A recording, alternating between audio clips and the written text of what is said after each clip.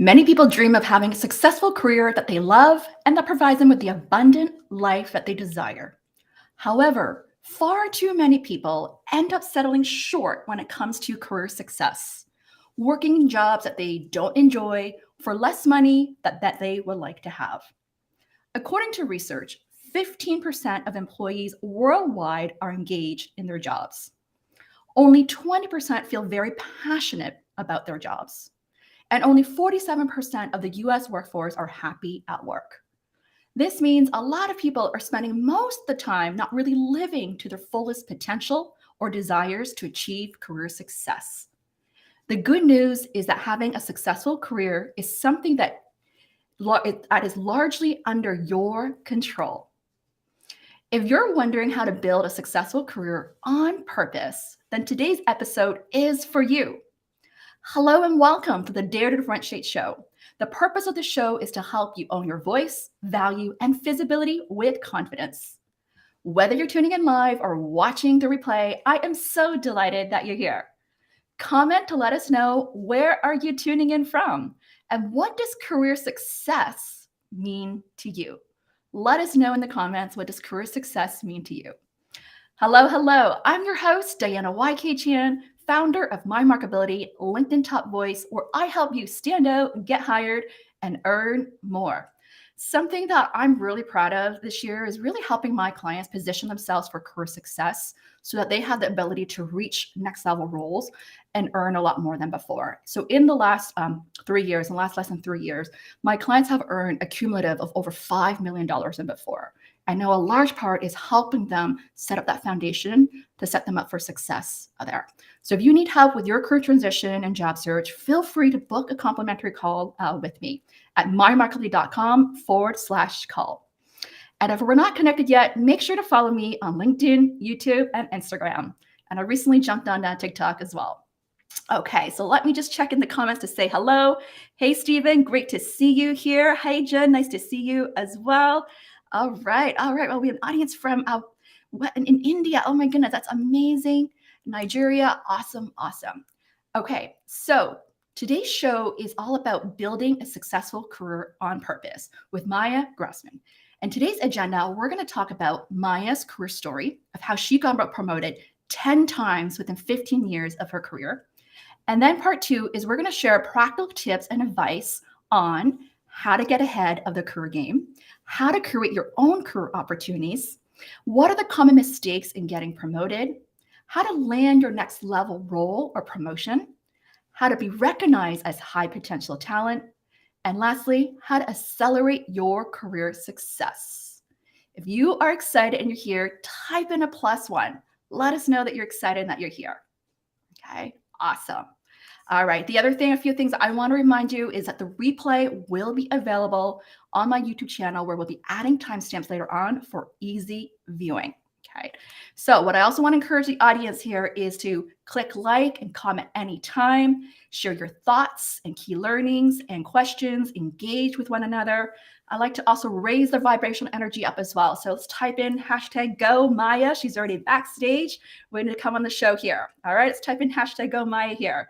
And also a special shout out to my assistant, Jan Del Carlo Catalonia in Philippines, who's also assisting me today with the chat room here to engage with all of you. We are featuring live today on both our LinkedIn channels, Maya's and mine, and on my YouTube channel and on Facebook as well. Okay, so we should have a good audience chiming here today. Okay, so let me tell you a little bit about Maya.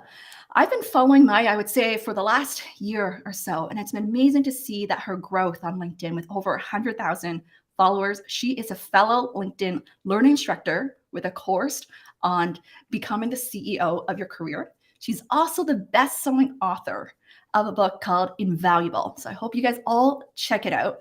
And we recently connected. She's also joining my business mastermind in Cancun next year. So I'm super excited to be supporting one another and empowering one another there. So let's bring Maya to the show.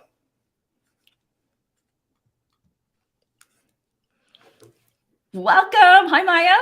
Hey, Diana. So happy to be here. And thank you for that amazing intro. I'm so excited. I've been looking forward to this show this week, and I just love seeing your growth and your following, and just you like sharing really practical tips and advice of how you really build your career in corporate here. Yeah, I'm a practical person. I don't like a lot of fluff. I like to get right down to business and give people advice that they can actually implement so they can see results really quickly.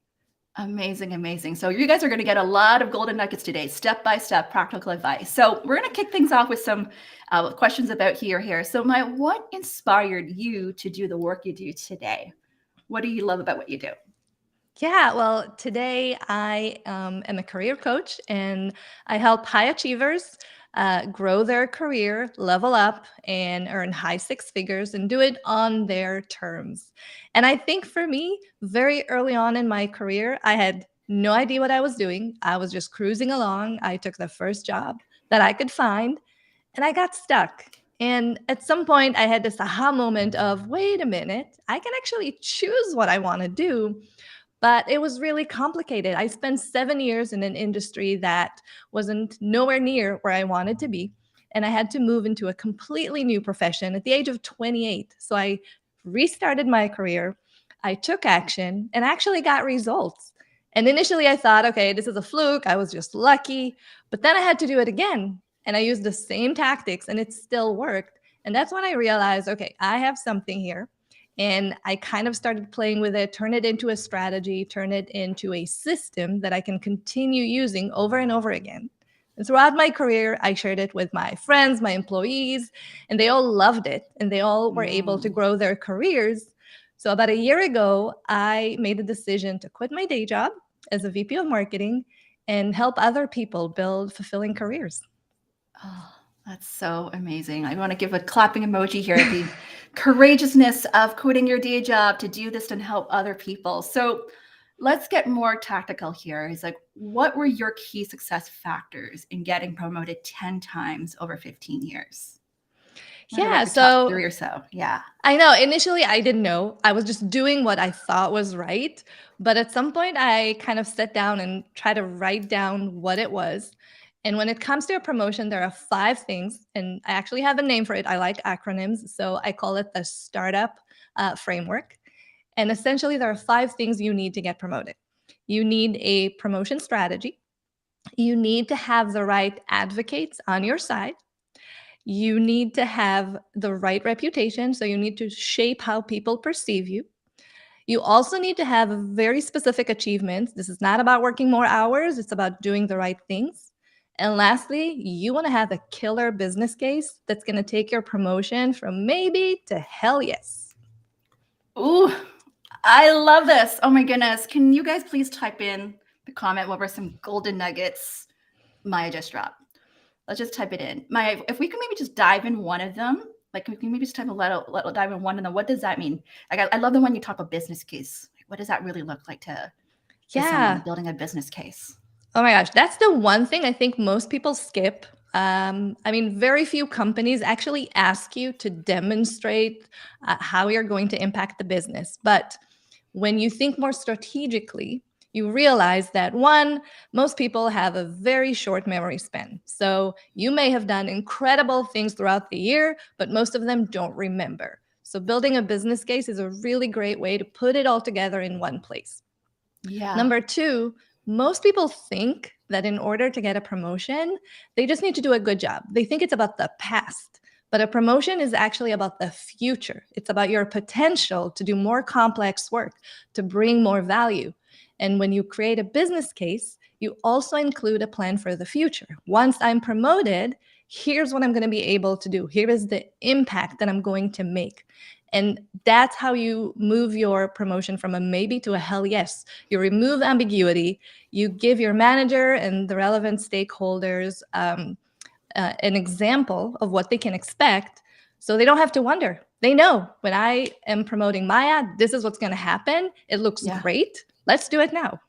Yeah. So what I'm hearing, the learning here is not only you're providing evidence of support about your past track record of success, but you're also looking to the future of predicting of how you can really add value. So you are painting that picture, the vision of what's possible, how you're going to help them achieve their goals. That makes it easier for your boss or employer to say, heck yes, we're going to Yeah. promote you.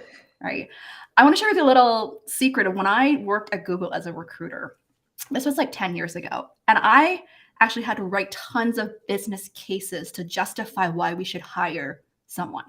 I talked to tons of high performers, great track record of success. I had to write like what I call like a report card of Yeah. this person's track record of success, like really quantifying their accomplishments, the results, the value, being very specific to build a case so that they can be brought to the hiring committee to review essentially this business case of why we should hire someone. So I love that you brought this on about building the business case, because it's not just saying like they're great, they're awesome, but we've got to have this proof, the evidence there.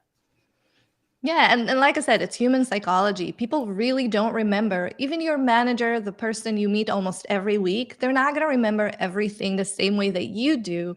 And a business case really demonstrates progress. You can show throughout an entire year or 6 months what you were able to do. And it's just so much more impressive. And it's a really visual example as well. I'm a visual learner. It's great to kind of talk about something, but when you can show, not just tell, it makes Yeah. a huge difference. Show, not just tell. All right. So before let's just talk about what Stephen comment. Document your wins and connect the dots in order to build your business case. Promotions are propositions that show your future impact. Yes, yes, Love that. yes. Yeah.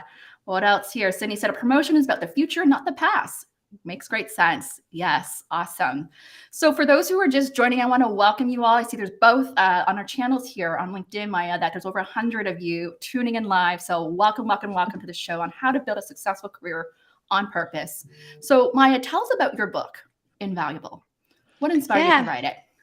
It's kind of a funny story. So I was in marketing for 15 years. And throughout my career, one of the things I loved the most is just helping others, right? Working with my team, working with colleagues. I always like to give career advice. And I found myself giving the same advice over and over again. And being the practical person that I am, I figured, oh, I'm just going to write it down. It's going to be so much easier, right? Every time someone asks a question, I'll just send them whatever I write. And I was actually on an airplane that day. I had a really long flight. So I figured, awesome, I'm just going to use this time to be productive. And I started writing. But then I realized, this is not going to be a blog post. I have so much to say. Maybe I can turn this into a book. So by the time we landed, I had a frame for the book. I knew what I wanted to talk about. And then I took the next year to actually write it. Oh my goodness. So it only took about a year to write the book? It took about a year. I mean, obviously, I didn't just write the book. I did other things, but it took about a year to write it, to do the design, to publish it, everything that goes into it. And I had a really iterative process. The marketer in me knew that I need to work with my readers because I wanted to make sure that the book is going to make sense and going to make an impact. So I actually wrote 3 chapters. I send them out, not to friends, but actually to people on LinkedIn that I got to know over the years. And I got feedback. And some of that feedback was not great, meaning they were very kind, but it was clear that it was too complex. People, didn't really get enough value. So I scraped everything and I started again. And I got more feedback until it got to a really good place where people got it, they loved it, they were excited. And that's how I ended up with the book. I love it. I love the marketing you of testing it, getting feedback before having it all written. So, as an aspiring author myself, what's your best advice for me or other aspiring authors are writing a book? Just do it. Just do Seriously. it. I mean, when you think about it, so it took me 3 years, right? It was on my list, like one day I'll write a book. For 3 years, I completely ignored it. And eventually, I just sat down and wrote it. Now, when you think about writing a book, it sounds so big and complicated. And all you do is open up a Word document and write. Literally, Yeah. that's it. And that's so easy. Yeah. So I would just say do it. Yeah, just do it. Just do it. So in your book, I know you broke it down into tips. If we can highlight just that one tip that had just maybe received a lot of feedback, what's that one tip that you can share with us here? So the book is called Invaluable, and I go over the 10 skills that you need to skyrocket your career. And surprise, surprise, they're all soft skills. And one of the main things in how we start the book is having an owner's mindset. And when I say that, a lot of people think, oh, you just want me to work 24/7. But that's actually not true. Having an owner's mindset means that you're going to work smarter, not harder. You're able to see the bigger picture, but also the details. And you learn how to ask really good questions so that you're focused on outcomes and not outputs. It's just a different way to look at your career instead of seeing it from an employee perspective. Things happen to me, I have no control. When you have the owner's mindset, it's all about you. You run the show, you make decisions, and you create things for your own good. Amazing, amazing. Okay, let's elaborate a little bit further because I'm sure you've done a lot of hiring as well. In your mind, being like on the hiring manager side, like what are some ways or examples people could really demonstrate the owner's mindset? Oh my gosh, I have a great example for you. It's something I have used throughout my career and people have used with me when they applied for jobs, but they don't just apply online. And it kind of goes back to the show, don't tell. So they would create what my friend Austin Belsack calls the value validation project. They'll give me an example, that they'll show me exactly how they do work. So I remember someone who reached out to me. She actually didn't apply online at all. She reached out to me on LinkedIn and she said, hey, I've been following you. I've been following the company. And I've noticed that you have this specific problem. And I've been thinking about it a lot. And I actually created a plan on how to fix it. And she sent me a link to a document. It was super simple, not like a fancy presentation, very simple, very straightforward. And it got me really interested because one, this person took the time to understand my problem. And then she took the time to actually find a solution. So that immediately got her the interview. And she made it all the way to a final candidate. And at the end, it wasn't the perfect fit. But let me tell you a secret, we stayed friends. And throughout the years, we've helped each other get jobs, network, and do a lot of different things because she reached out, she did something different, she stood out, and she showed me, she didn't just tell me what she's capable of doing. Oh, I love that. Being proactive, showing someone this is amazing. I want to hear from the audience. What are some ways that you've really demonstrated the owner's mindset?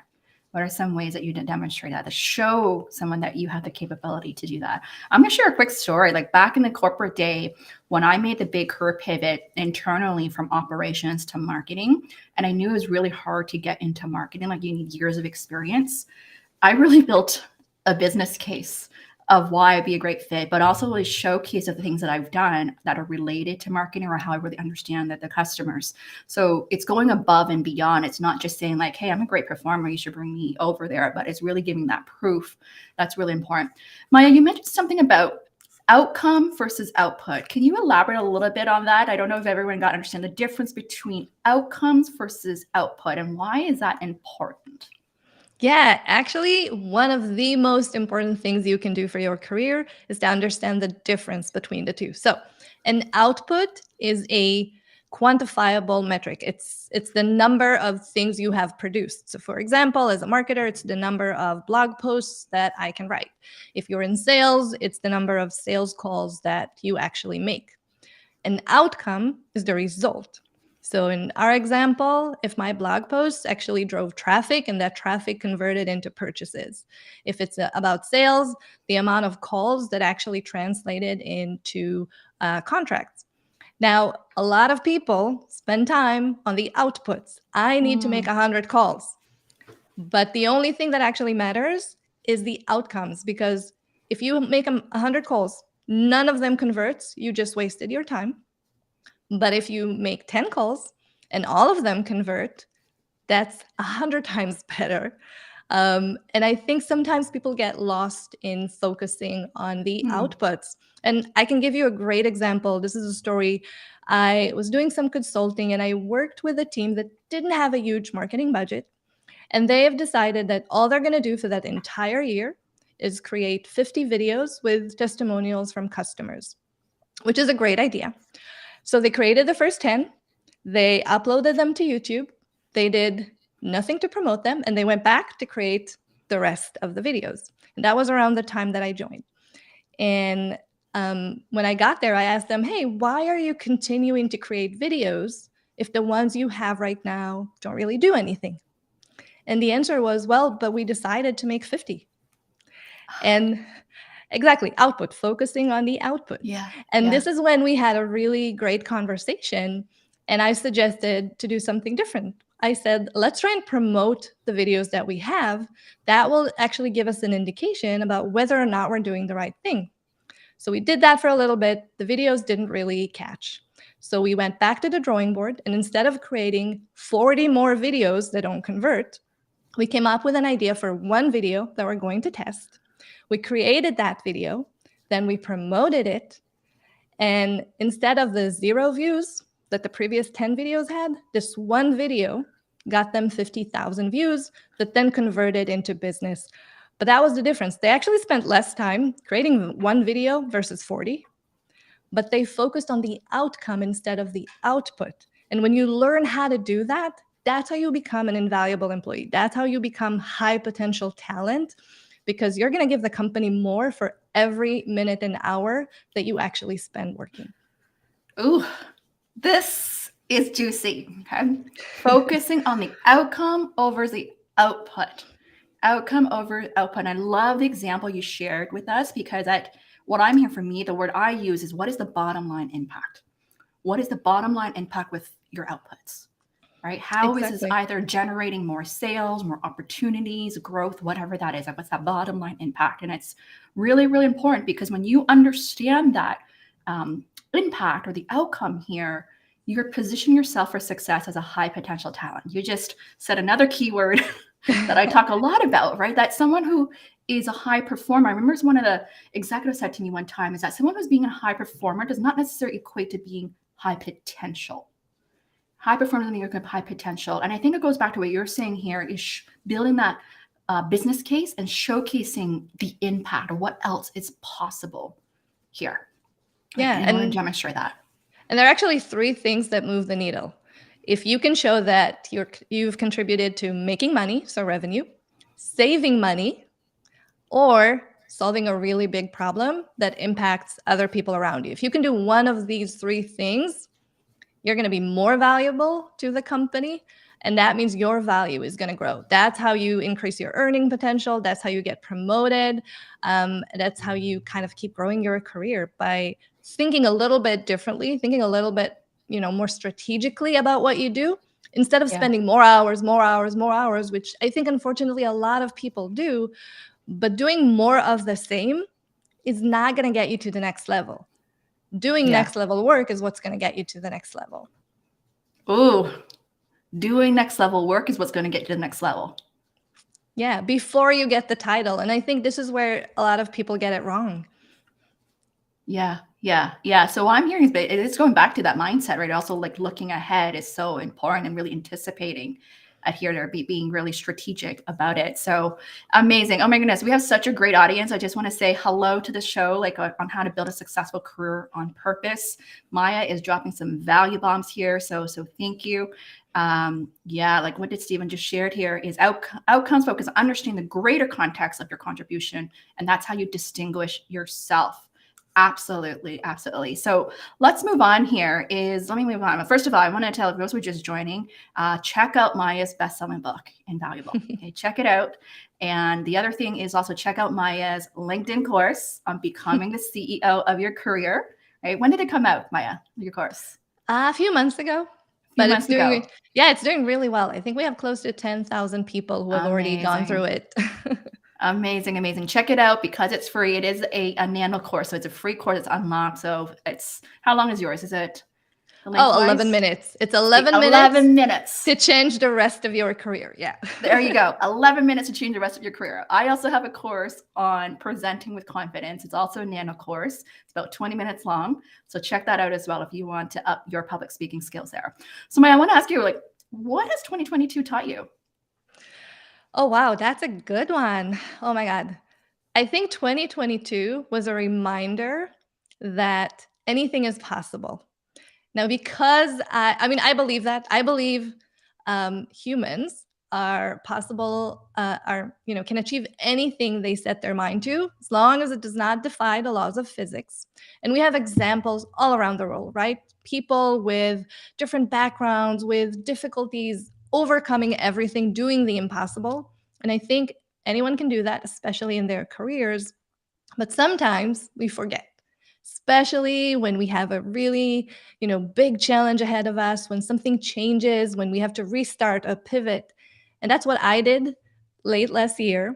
So for me, this was a reminder that anything is possible. And if we set our mind to it, we're going to make it work. I was worried, just like everyone else. I still have imposter syndrome. I was worried I'm not going to be able to build the business that I wanted. I won't be able to help, as many people as I wanted. And this year has exceeded all expectations. And I know that next year is going to be even better. So, yeah, it was just a good reminder that anything is possible. Anything is possible. Having that possibilities mindset is key, right? Of all the new possibilities. For me, I would say this year has been really designing the business and career that fits the lifestyle that I want. So being able to say no to things that no longer align with me, and not feel guilty about taking extended time off there, and that allowed me to dream bigger and attract new opportunities that I want to do more of, such as speaking and training there. So that's been a big thing for me. Audience, comment, let us know, what has 2022 taught you? Would love to hear from you as we're approaching your end. What are some of the big lessons learned here? So let's move into our topic question here is, Maya, is how to get ahead of the career game. Okay, I love this question because it's basically the philosophy behind everything that I teach. And it goes back to that owner's mindset. And I like to think about it as being the CEO of your career. So thinking like the founder of a one-person company instead of thinking like an employee. Because when you're in charge, you can change everything, you can improve, you can grow. When you're an employee, when someone else tells you what to do, it's a little bit more difficult to see the possibilities. Ooh, I love it, love it. That is so good, right? How to get ahead here. Amazing. My next question is how to create your own career opportunities. Okay, so if you're the CEO, if you're in charge, that means you need to have a plan or a strategy. And I think, what happens a lot of times, it's, the end of the year, the beginning of the year, and people have resolutions. But statistics show that around mid-February, 75% of people quit on their goals. Yeah. So we do not want to do that with our careers, because I genuinely believe if you have a plan, if you follow a very structured playbook, then you know what you need to do every single day. So you don't procrastinate, you don't forget to invest in yourself. You just have a habit of working on the things that are going to help you grow. So I think having that strategic plan, actually designing what you want, and then building the step by step to get there, I think that is what makes the biggest difference. Can we maybe just do some storytelling here? I feel this is a big one, right? And creating your own career opportunities. What are some things like you've done in creating opportunities, or even your clients have done? Yeah. I think a good example from my career, even at the VP level, I was interviewing for different roles, and I wasn't getting the opportunities that I really wanted. So I asked myself, okay, I want to take another VP role at a startup. I'm not attracting the right opportunities. What can I do for myself? So I kind of try to ask myself, okay, what's another way to find the right startups? And for me, that was to go straight to the VCs. So can I find venture capital companies that have a great portfolio of startups that's going to be interesting for me? And then all I need to do is reach out to one person that would have a conversation with me, and they can introduce me to a variety of companies. So I spent a lot of time doing that, building the relationships, trying to get to the right people. And eventually that's how I got both my first VP role and my second VP role through VCs instead of just regularly applying. And I think that was a really great way to create an opportunity. But I want to share with people who are maybe earlier in their career an example, which I think changed my entire career. So I did not start in marketing. I actually started as a travel agent. And for 7 years, I was working for a travel agency until I realized it's not what I want to do for the rest of my career. But I was kind of stuck. I spent 7 years in a very specific industry, learning a specific profession. And then I wanted to pivot into marketing, but there was actually no connection between the two. I had zero marketing experience. How would I get a job doing marketing at the age of 28? So I was really confused. I was not sure what I'm going to do. But the pain of not doing anything was a lot bigger than trying something. So I had an idea. I went to my manager and I said, "Hey, I've been with this company for almost 7 years. You know me, you trust me. I really want to learn more about marketing. Would you mind if I created like a Facebook page or Twitter account? I'll do it in my spare time, but I want to promote the agency through social media. It will allow me to learn, it will benefit the company. It's going to be a win-win." And my manager immediately said, "Of course, why not? I mean, go ahead, do that." And I did that for 6 months. I got real results. I got hands-on experience. I got a little bit of the confidence that I can actually do marketing. And then I went out and applied for marketing roles and I got one. So 6 months of volunteering, but volunteering to do work that was going to benefit me allowed me to make that pivot into marketing and completely changed my career. Wow. I love that story. I love that story. You got strategic and intentional about it, right? Really being proactive and managing your career. Something similar I'll share that happened to me was early on in my career, after 3 years, it was part of a leadership program where I rotated from like operations training and marketing. I wanted to pivot into consulting. I want to try something different, particularly more in talent management, human capital consulting, because of my passion in people. So one of the strategic things I did back then was I decided to invest in an MBA. I mean, obviously, it was an expensive education and training there, but I knew, just from my research, that a lot of top consulting firms will recruit from these top MBA schools. So I decided to go back to make that investment, and I got rejected by all these big name consulting companies. And there was this one company that rejected me that I knew that I wanted to join because my former boss used to work there, and I was able to follow up with a note telling them that my former boss, believed that I'd be a great consultant, something along those lines. And within minutes, I got an interview and Nice. I got hired.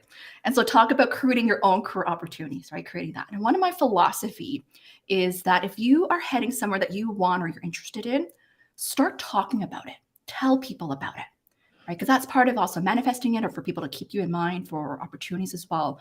And I think this ties back to building a brand and reputation there, because after consulting, I pivoted into recruitment, which is huge difference there, right? Of going into recruitment. But because of my reputation of having a passion for people, my MBA classmate recommended me to recruit for the top MBA school that I graduated from. And so that helped me make that pivot there, which then led to getting also recruit at Google Canada. Incredible. Because of my work there. So talk about, I think about creating those opportunities for yourself. Sometimes you may not know what exactly it is like yet, but if you start talking about what you're interested in and that people know this is something you're interested in, they're going to keep you top of mind. And that really changed the trajectory even with my business because of my recruiting work at Google, which is why I do what I do today about how to differentiate, how to stand out as top talent. It was because of that work, right? Of being intentional of where I want to play, essentially. Yeah, and there are actually two really important things that you mentioned here. First and foremost, you got to ask for what you want.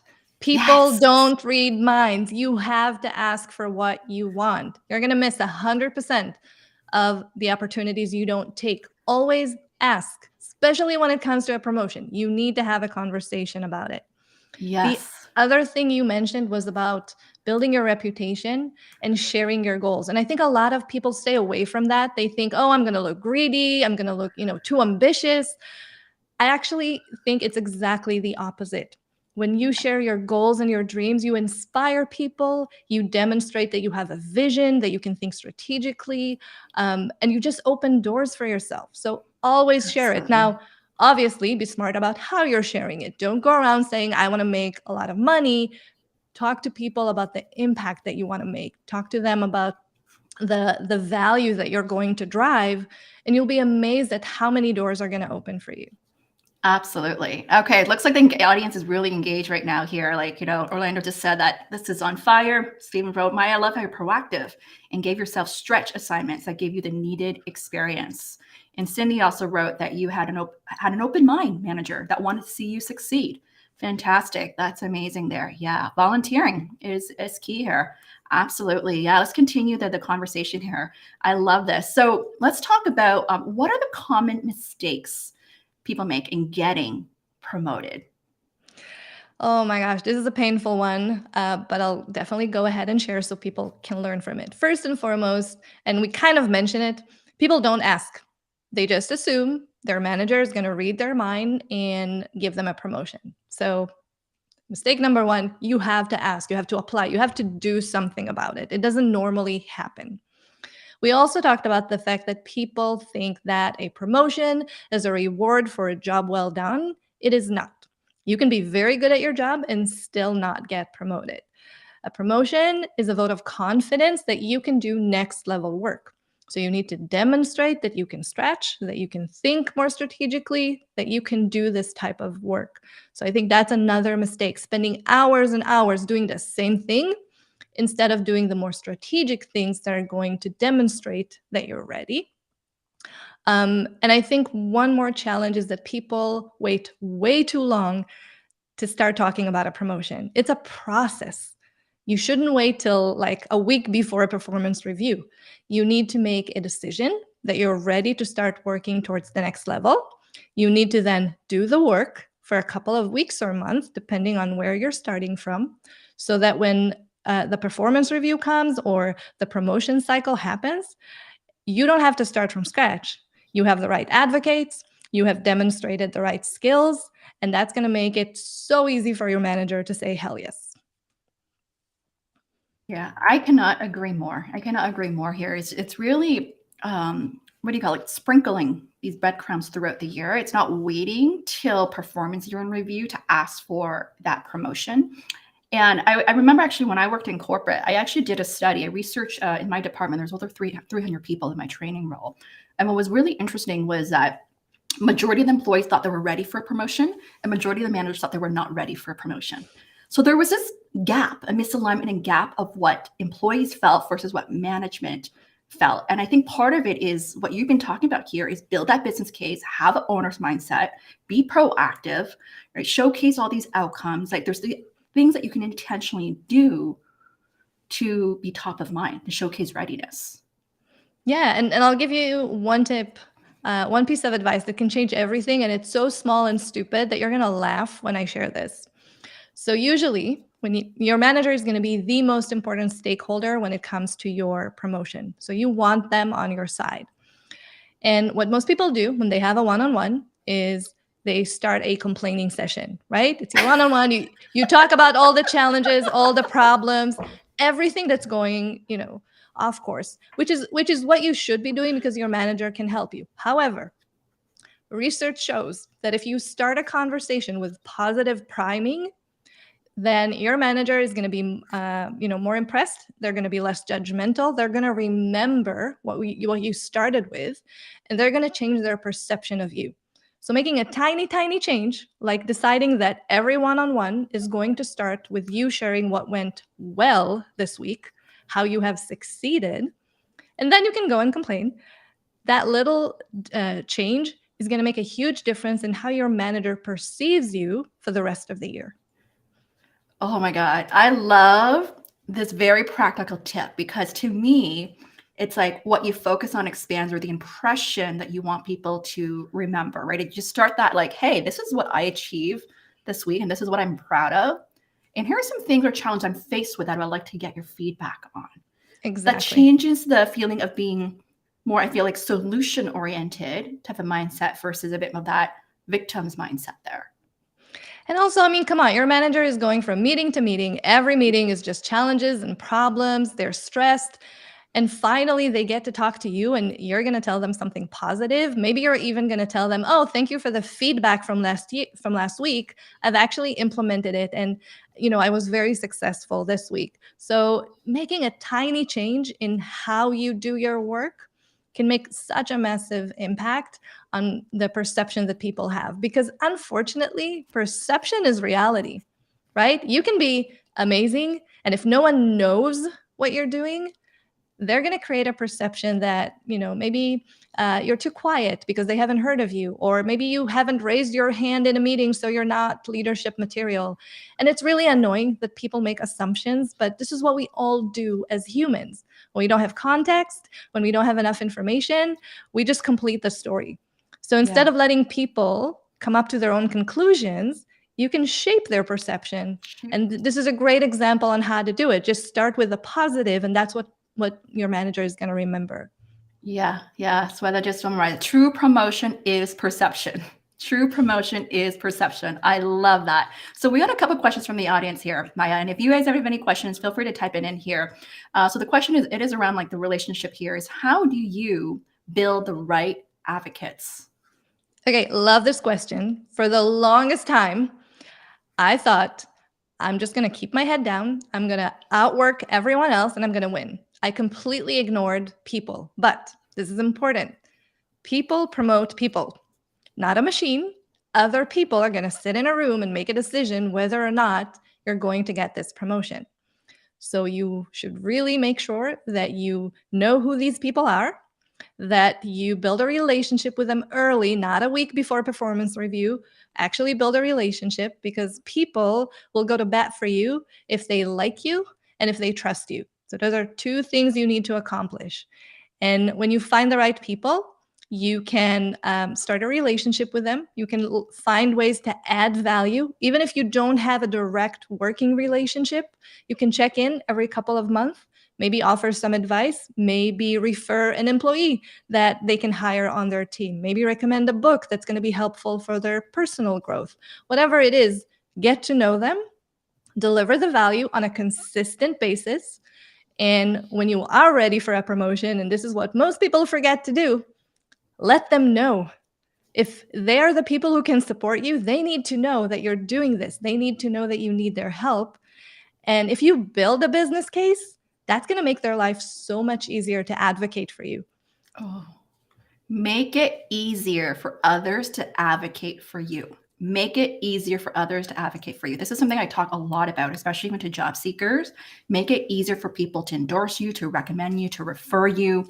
Make their job easier. And part of it is, how are you managing your brand and your reputation? And what do you want them to highlight about you to showcase your readiness there? Yep. So I love that you're highlighting this. Is there a difference in your mind between having a mentor versus a sponsor or advocates? Do we need all of them to get promoted?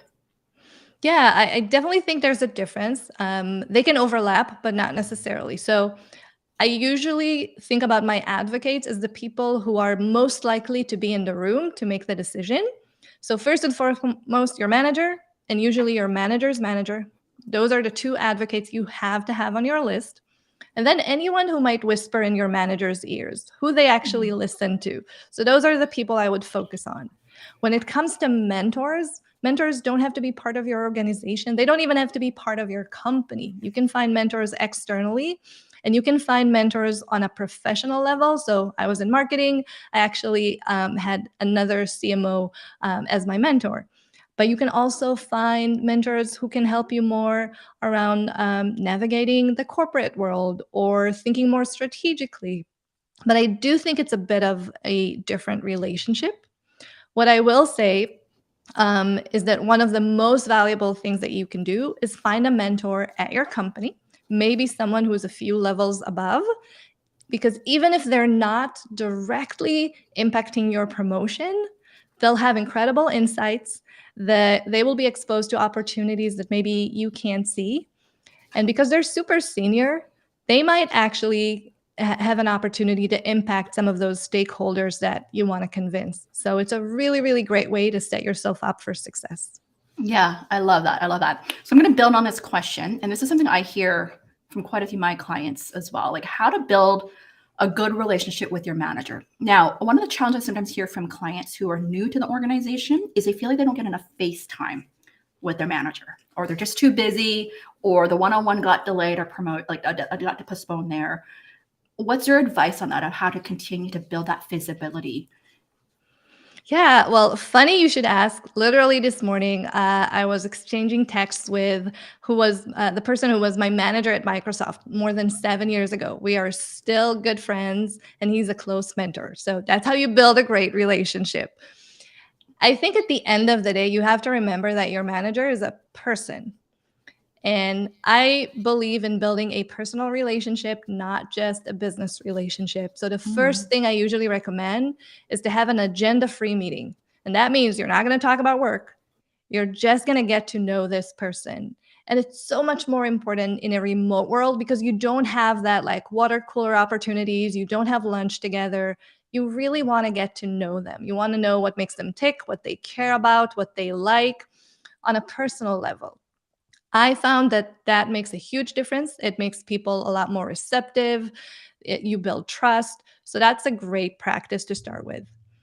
And then, if you really want to make your manager happy, you need to make sure that your goals, your work aligns to their goals and their work. You want to make sure that everything you do reflects well on them. Because if you can help your manager achieve their goals, they're going to love you. You're going to be their favorite employee, and you're just going to build that really strong relationship. And I think, and this is not about sucking up, this is not about doing your manager's work. It's just, once again, thinking a little bit differently, being smarter, not working harder, but making sure that you can tie the knot, that you can connect the dots, how your work is impacting them. Yeah, so true, so true. I want to get your thoughts on building upon this, is because another challenge I hear is building a relationship with your manager's manager without coming across I'm going above or over the manager. Do you have like practical tips around that? Yeah, I think just being open about what you're doing and why you want to build that relationship, going to your manager and saying, "Hey, I've been such a, huge fan of, this person, your manager's manager. They have a really interesting career path. I think I can learn a lot. I also want to get to know the company better.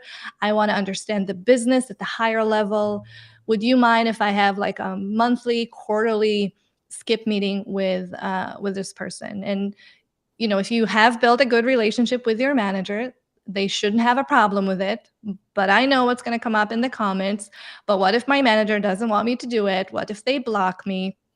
Well, as we said before, if your manager is not on your side, you're going to have a really hard time building your reputation and getting promoted with that company. So work on that relationship first, Yeah. and then think about how you can get to the next one. Yeah, that's great advice there. So Cindy shared that I volunteer for women leaders in pharma and I lead communications for the mentoring program. Mentor is an ideal way to develop your professional career. Absolutely.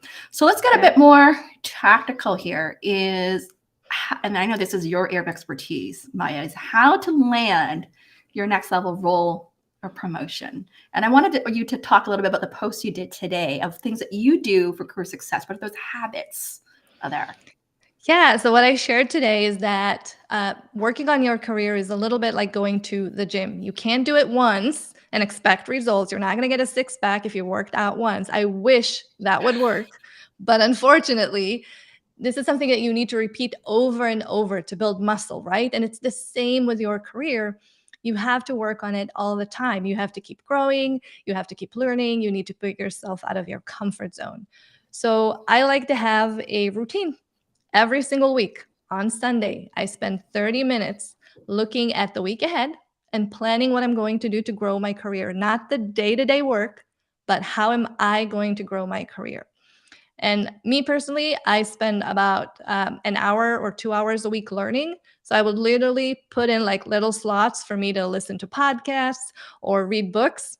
And I usually listen while I'm cooking. I like to be very productive. So if I'm already cooking, let's listen to something. And then I also put on my calendar at least an hour every week to actually do the work. And what I mean by that, if I'm thinking about a promotion, and I know that one of the things I have to work on is my communication skills. And I have decided that a great way to do that is to find an opportunity to speak in front of the executive team. Well, I have to ask for this opportunity. I have to think about what I want to talk when I do have that opportunity. I need to build a presentation. Those are all tasks. So every week I look at my task list and I choose one that I want to work on and I put it on my calendar.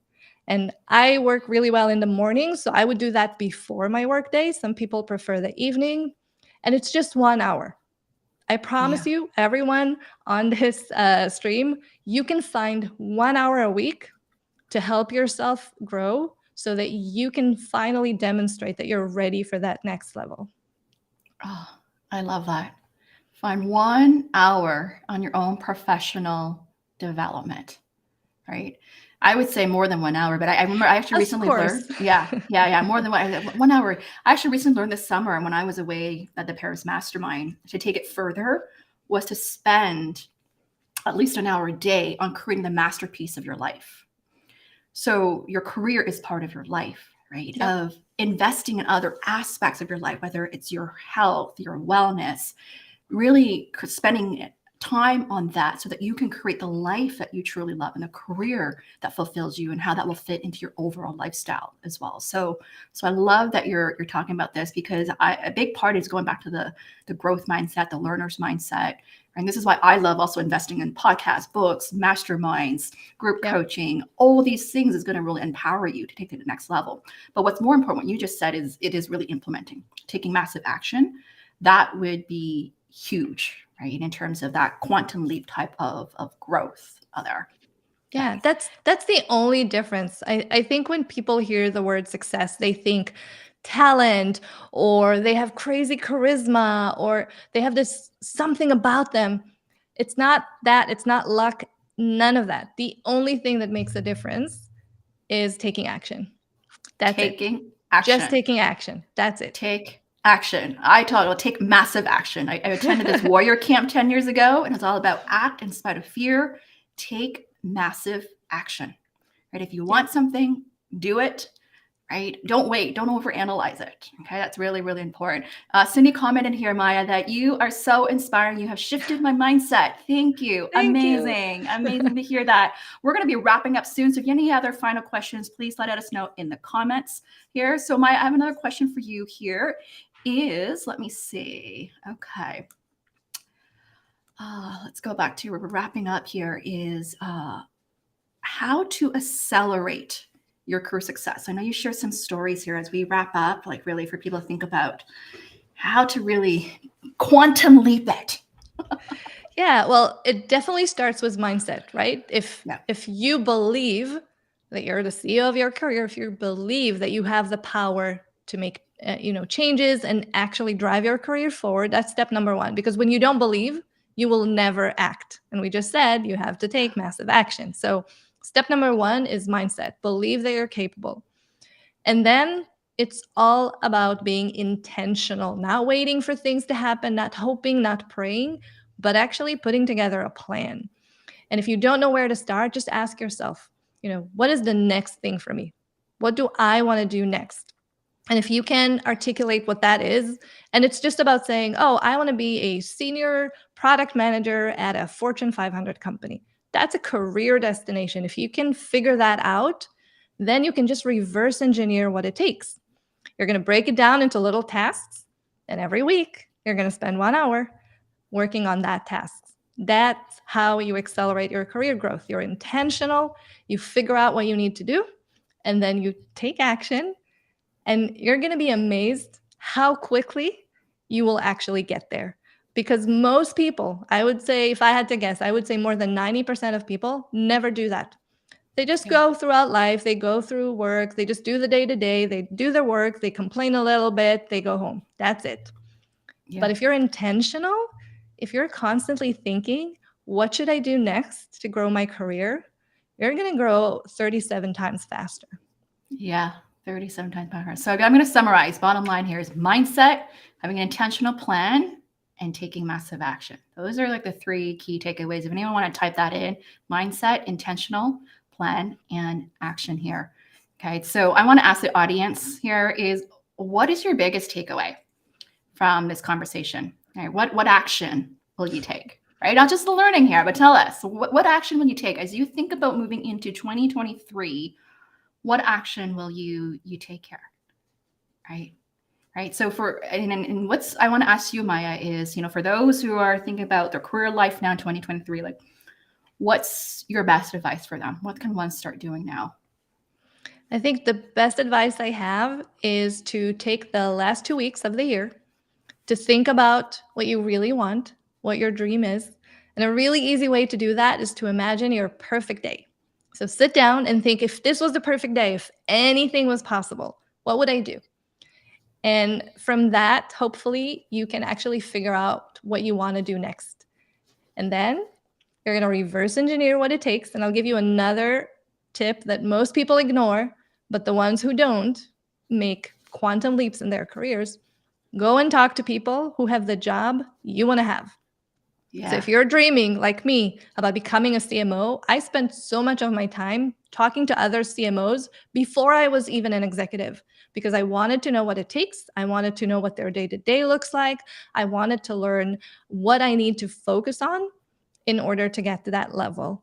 So talk to people who have what you want. They will give you the roadmap, and then start doing the work. Put 1 hour on your calendar now, today, starting January 2023, to work on your career, because no one else is going to do it for you. No one is coming to save you. No one will ever care about your career as much as you do. So it's up to you to put something on your calendar, to keep yourself accountable, and to actually do the work. Yeah, do the work. I love this. This is such fantastic advice. Okay, so I'm going to see if there's some specific questions that's relevant we can highlight here to wrap up. There was a question from, I believe it was from Sweta, of someone, how to manage if someone takes the credit of your work, if your manager takes the credit of your work there. That was the question. Okay, so that's very much, I guess, office politics and how you handle those situations. Well, if it happens once, maybe you can let it slide, depending, on what exactly happened and the magnitude of, the taking credit. But if this is something that you see repeating, there are a couple of options. You can have a direct conversation and not blame anyone, but potentially bring up that you were involved in that project and that it would mean a lot to you and to your career if next time you can be included. So not necessarily say, hey, you took my credit, don't do that, even though you want to say that, but you can say that to your manager directly. It could cause some problems. Then you want to be more aware, and you're going to say, hey, can you next time make sure that you include me? It will mean so much for me in my career. So that's one way that you can go about it. Another thing you can do is to make sure that while you're working on a specific project, other people are aware. So you're not working in silo. If you get other people involved, if you share milestones along the way, then it's not going to look like, your manager's project. So they can take credit all they want, but other people will be aware that, you have been building it for a really long time. So not necessarily ideal, but if this persists, no matter what you do, then it's time for you to think about whether or not you want to keep working there. Yeah, absolutely. Right. I think it's important also, to keep track of it, if it's just ongoing or not, and to be proactive in managing it. So, oh my goodness, I love the comments coming in, Maya. I hope you're seeing this. As Maya is such a big inspiration to me, and also thank you, Diana, for giving us Maya as a Christmas gift. This was a great topic. I have to tell you all. This was a great topic to end the year. Okay, so let's see what are some key learnings from the audience here. If you're loving this show, it was great. Type in a +1 for us. Talk about next steps. Right, that's one key learning here. Make the long-term plan and take action every week. Yes, reverse engineer. All right, what else here? Lily, share outcomes, not outputs. Think about the impact of my work. That is so important, right? Thinking like a CEO and promoting is about the future. Yes. Oh my goodness. We have a great audience here today, right? They're really picking up on a lot of these things here. Steven is giving us actions there. Is get my notes app ready, write out everything on my mind, organize next steps, list out connections who can point me in the right direction, and reach out to them. Amazing. Awesome. Amazing. Yes. Yeah, the manager's credit, taking credit could impact my next promotion. Yep. Yeah. Oh my goodness. I love the comments coming in. Great insights, valuable takeaways. Thanks, Maya and Diana, for inspiring us. Yes. Oh, wow. Such a valuable information in 60 minutes. Yes. Oh my goodness. This is so good. What a great way to end the show. Oh, I'm going to add podcast while cooking too. That's a good Love one. it. Yeah. Also, when I work out, I need to feel productive. Yes, I hear you. When I'm driving, I'll usually put a podcast on as well, and I put it on like 1.5x or 1.75x speed, so I could listen to a bunch of them, or when I'm cleaning. So I'm with you with the podcast here. So if you guys like this and want to watch again, feel free to hop onto my YouTube channel at Diana YK Chian. All the timestamps will be added as well.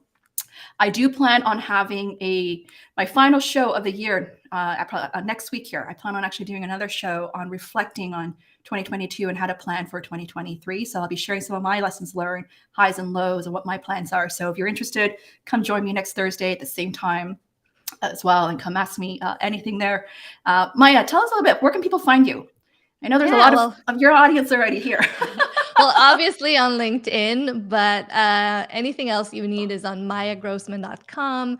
And as you mentioned, I do have a book called Invaluable, and I am launching a new course on how to get promoted, the Promotion Accelerator. So if any of you want to know the step-by-step, exactly what you need to do, get all the templates, including the business case, just go to my website. You'll find it.